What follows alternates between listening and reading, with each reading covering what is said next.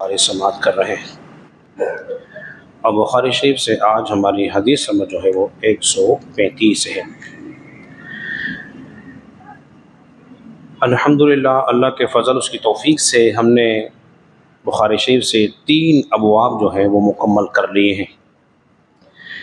اس میں سے پہلا جو باب تھا کتاب الوحی، کتاب الوحی کے بعد کتاب الایمان اور کتاب الایمان کے بعد کتاب العلم ہمارا مکمل ہو چکا ہے، اور ہمارا باب شروع ہو رہا ہے وہ ہے کتاب الوضو۔ یہ چوتھا باب ہے۔ بخاری کے بعض نسخوں کے اندر وہ وضو سے پہلے کتاب الطہارت بھی آیا ہے، کیونکہ طہارت کے اندر وضو، غسل، تیمم یہ سب شامل ہوتے ہیں۔ طہارت کا معنی ہے نجاست کو زائل کر دینا، دور کر دینا۔ جب نجاست دور ہو جاتی ہے تو انسان کو طہارت حاصل ہو جاتی ہے، چاہے وہ طہارت حکمی ہو، حسی ہو یا حقیقی ہو، چاہے وہ طہارت کوئی بھی ہو۔ اس باب کی ابتدا امام بخاری جو ہے قرآن مجید فرقان حمید کی ایک آیت لے کر آئے ہیں، وہ ہے یا ایھا الذین آمنوا اذا کنتم الی الصلاۃ فاغسلوا وجوہکم وایدیکم الی المرافق وامسحوا برؤوسکم وارجلکم الی الکعبین۔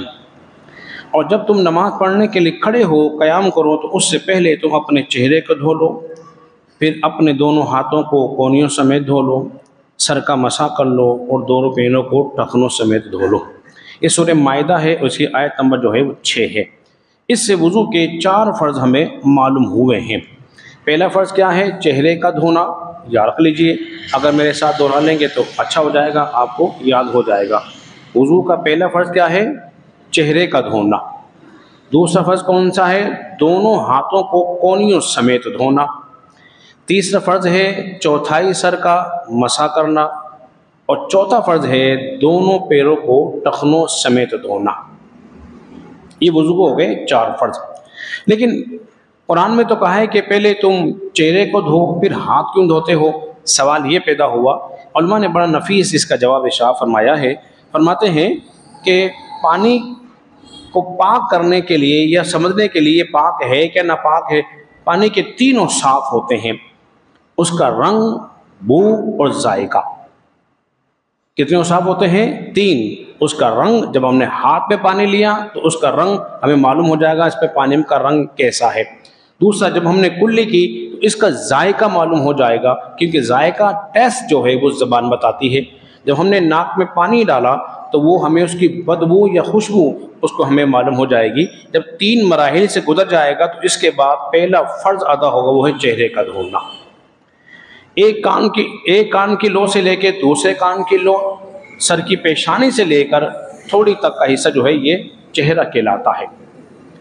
حضرات محترم، اس کے بعد حدیث مبارکہ کی طرف چلتے ہیں۔ حدیث نمبر 135 سے ہے۔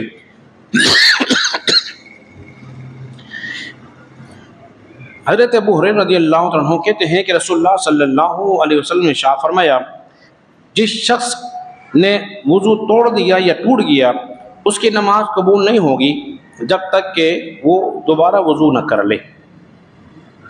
کسی نے پوچھا، اے ابو ہریرہ یہ حدث کیا ہے؟